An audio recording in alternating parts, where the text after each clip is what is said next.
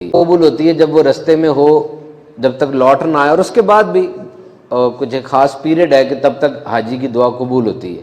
مجاہد کی دعا قبول ہوتی ہے جب وہ جہاد کے رستے سے واپس آ رہا ہوتا ہے۔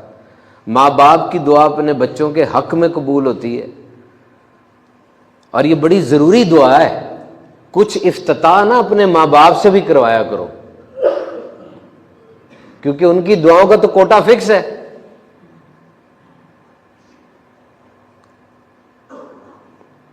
اور اسی طرح ایک بندے کی دعا جو وہ اپنے بھائی کے حق میں کرتا ہے غائبانہ، اور فرمایا کہ ان میں سب سے زیادہ جو دعا قبول ہوتی ہے نا وہ وہی ہے جو بھائی اپنے دوسرے بھائی کے حق میں کرتا ہے، غائبانہ دعا کرتا ہے۔ دعا مانگا کریں دوسروں کے لیے، اپنے لیے۔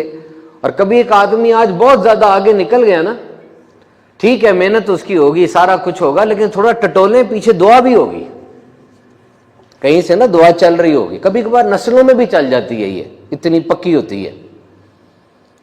تو یہ لیں دعائیں بچوں کے لیے، آپ مال و اسباب اکٹھا کر رہے ہیں، دعائیں بھی اکٹھی کریں، اور بہت احتیاط کیا کریں کہ کسی کو بدعا نہ ہو جائے، نہ کوئی بڑا آپ کے لیے کوئی ایسی دعا کر دے جو کہ حق میں نہ ہو۔ حضرت سعید تھے، بڑے اللہ والے تھے، بڑے درویش صفت آدمی تھے، اور ایک عورت نے ان پہ زمین کے غاصبانہ قبضے کا الزام لگا دیا۔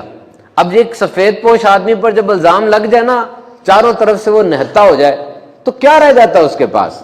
زندگی ایک نیک نامی میں گزری ہوتی ہے، اور کیسے الزام لگ جاتا ہے۔ انہوں نے ایک دکھی دل کے ساتھ یہ کہہ دیا کہ اے مالک، اس عورت کی آنکھیں لے لے اور اس کا گھر ہی اس کی قبر بنا دے۔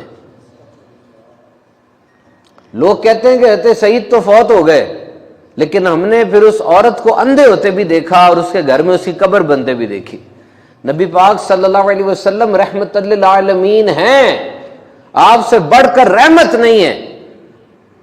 سر کے بال مبارک سے لے کے پاؤں کے ناخن مبارک تک سراپا رحمت ہے، لیکن مکے میں جو لوگوں نے کیا، نبی پاک پر پتھر برسائے، کیسے کیسے گالیاں بکیں، کیا کیا انداز رکھے، اور نبی پاک کے وہ رفقا، وہ احباب جو آپ کے اتنے لائل ساتھی صحابی تھے، ان پہ کیسے ظلم رکھے۔ تو نبی پاک نے فرما دیا اے مالک گن لے ان ساروں کو، گن لے ان ساروں کو، اور بدر میں دیکھا ایک ایک گیا وہ سارا کا سارا۔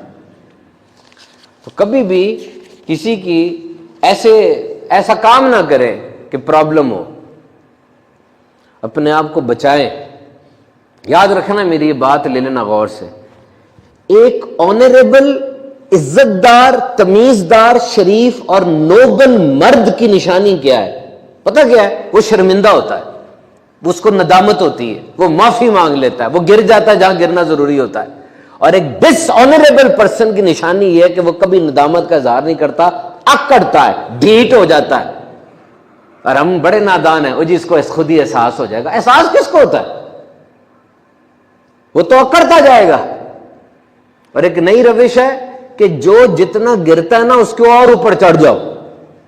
ہلکی سی گاڑی لگی ہے، آپ شیشہ کھول کے کہیں گے او جی سوری، بس دیکھا نا اس نے اب گر گئے، وہ پورا چڑھ جائے گا اوپر۔ اب جا رہے ہیں، سامنے سے موٹر سائیکل والا گزرا، اس نے دنیا کے ہر قانون کے مطابق غلطی اس کی ہے، غلطی کر کے ایسے غور سے دیکھے گا آپ کی طرف کہ کر لو جو کر سکتے، غلطی اس کی ہے، دیکھے گا۔ تو ندامت یہ ظرف والوں کا ایک طریقہ ہے، ہر ایک کے ساتھ ایکسپیکٹ نہ کریں کہ یہ ندامت کا اظہار کرے گا۔ بہنوں کے مکان ہڑپ کر جاتے ہیں، اور ایسی ایسی دلیلیں دیتے ہیں آ کے، مظلوموں کے اوپر ظلم کے پہاڑ توڑ دیتے ہیں، ایک ایک روپے کے لیے کیا کیا حرکتیں کر جاتے ہیں، اور آپ سمجھ رہے کہ اس کو ندامت ہوگی؟ اس کو کیا ندامت ہونی؟ Never expect. رحم دلی بہت بڑا تحفہ ہے، اس کو کم ظرفوں کے سے ایکسپیکٹ نہ کریں۔ اینڈ یو آر ان دا رنگ، ریمبر یو آر ان دا رنگ، یاد رکھنا آپ رنگ کے اندر ہے۔ جب ایک باکسر رنگ میں اترتا ہے نا، وہ باکسر رنگ میں اترنے کے بعد اگر یہ کہے اوہ یہ مجھے مکہ مار رہا ہے، یہ میرے کان کو گھسیٹ رہا ہے، یہ مجھے تھپڑ مار رہا ہے، یہ مجھے پیچھے ہو، او بھائی اب رنگ میں کیوں اترے؟ یہی کچھ تو کرنے کے لیے اترے ہیں۔ تو آپ بھی